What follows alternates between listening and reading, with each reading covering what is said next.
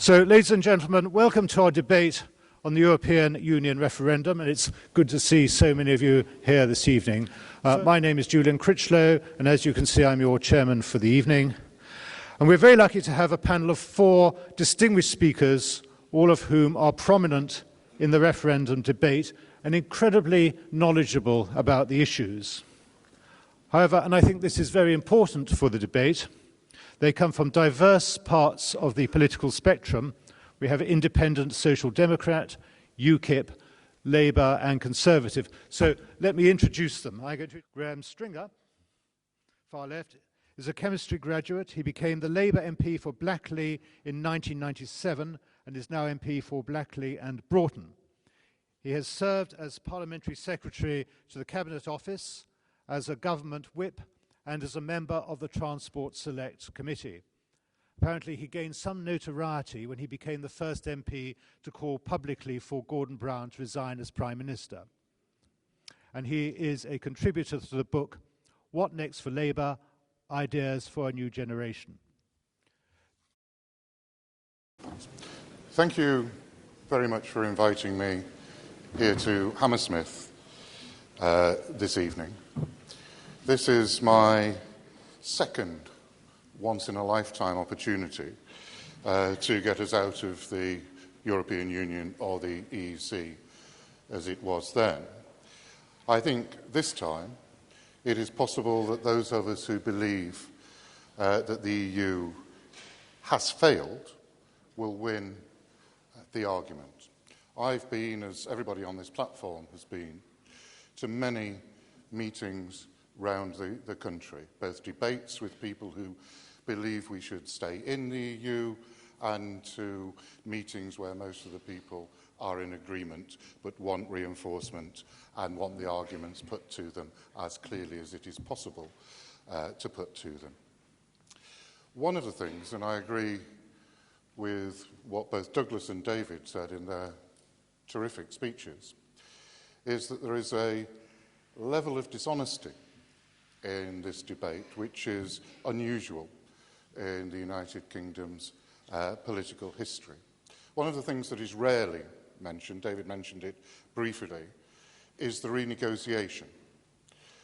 And it should be mentioned, one, because the Prime Minister didn't renegotiate anything in reality, and it was trying to repeat the trick that Harold Wilson carried out to say that we had improved our position within the European Union, whereas in actual fact, what that renegotiation did was prove that the EU is unreformable. Because at the point when the EU was at its weakest, both because of the United Kingdom's political history and the major financial contributions we make to the EU, the other 27 countries want us to remain in. But at that point, where those other 27 countries want us to remain in, what was conceded? In essence, nothing was conceded. And I think if you want proof that the EU is not reformable, that is it. Now, every meeting I've been to, I learn more facts about the EU. I learn facts about the Clinical Trials Directive, which has taken 20 years to get to the stage where it can be reformed. One learns an enormous number of facts. But I have to say, I've come to the conclusion that this is not about how many facts there are that we can go through. It is a fundamental decision about democracy. British people naturally want to say, give us the facts and we will add up the pros on this side and the cons on that side and we will come to the right conclusion. I don't believe it's like that. I believe it's whether or not we want to be like the other 170, whatever it is, countries in the world. We want to be self-governing, and in the case of the United Kingdom, a self-governing democracy. It is absolutely clear that we're failing in what the Americans, as they often do, used to characterise a democracy. If you can't throw the rascals out who make your laws, make our laws, and who set the level of taxes, we simply do not live in a democracy. And that is the most fundamental point. The Commission is unelected. In fact, as is regularly said on platforms, the real qualification for being a member of the Commission is to have lost an election. To be an ex-Prime Minister or an ex-senior minister who swears their allegiance and loyalty to the European Union is the qualification. So, in terms of, Douglas gave the figures for lost votes in the European Parliament. If you look at the votes in the Council, when it comes to the vote, I never get the figure right, it's either 58 or 60 votes where the United Kingdom has said, this is not in our national interest, we want to put it to the vote and we disagree. 100% of those votes have been lost. And that is where, after many negotiations, and there is tremendous pressure within the European Union to be communautaire, to reach a consensus, not to divide things, we have lost 100% of the times when we thought decisions were not in our interests. And this isn't trivial, that it is very difficult to count laws. They're not like you can count the number of people in this room today and come to an exact figure, because some laws have a large impact, and there may only be a small law when it comes to the number of words, and some are long laws and don't affect us. You know, if the EU passes a law on the regulations of olive groves, it's not going to affect many people in the United Kingdom. But the House of Commons Library, which is very good at trying to nail down these facts, says that if you add in the regulations and the basic law, 55% of our laws are now decided in the European Union by people who you cannot replace as your Member of Parliament or your elected representative. When it comes to trade, it's 100%. When it's agriculture, it's about 85%. And you can go through different areas, and those areas are moving more and more into criminal justice and social policy, areas that were supposed to be excluded from the remit of the European Union.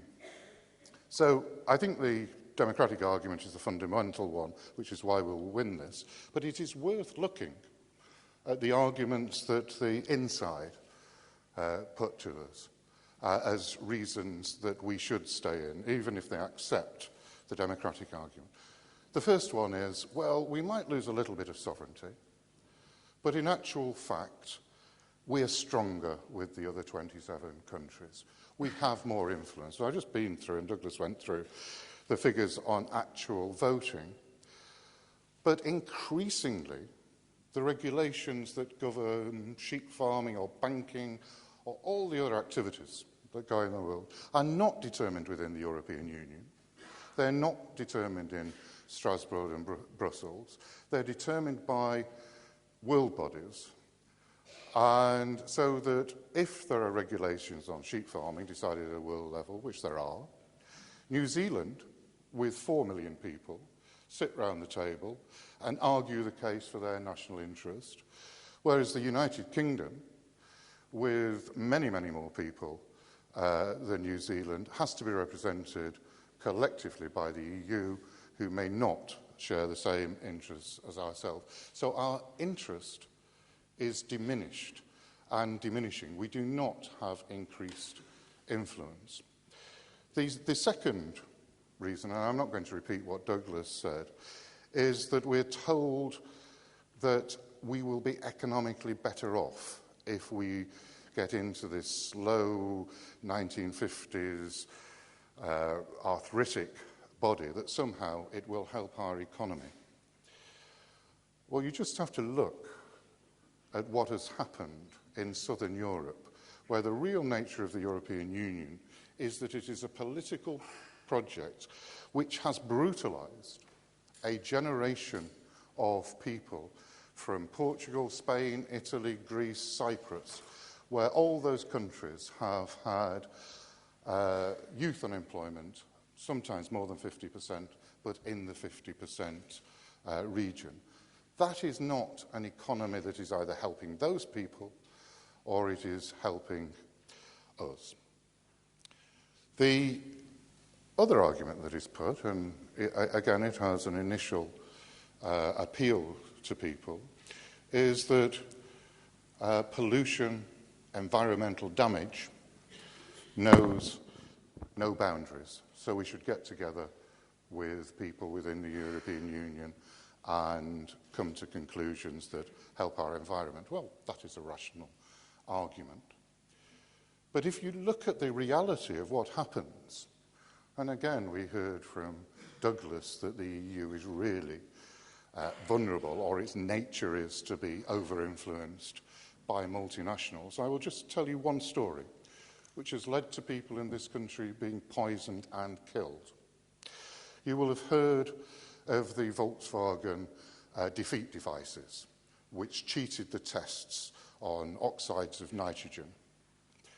When the cars were being tested, they'd put into the computer a defeat device which showed that they were giving out less nitrogen dioxide and other oxides of nitrogen.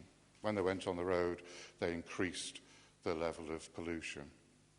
I sat on the Transport Select Committee when we interviewed Paul Willis, the chief executive of Volkswagen United Kingdom, who essentially arrogantly laughed at the committee, at those people who were concerned, and he said, of course, we complied with the regulations. We will not suffer anything, because they had lobbied within Brussels to make sure those regulations didn't affect them. So that in the capitalist United States of America, Volkswagen is down to suffer millions and billions possibly of pounds of fines for poisoning people in the States.